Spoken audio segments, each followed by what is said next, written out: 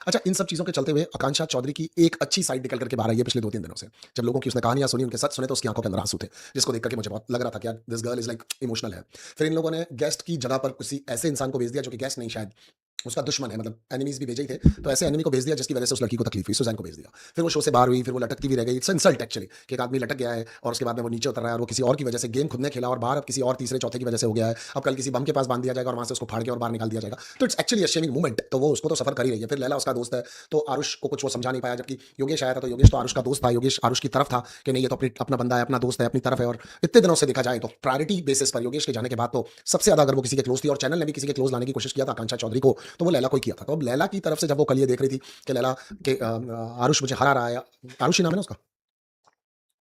क्या नाम है उसके दोस्त का?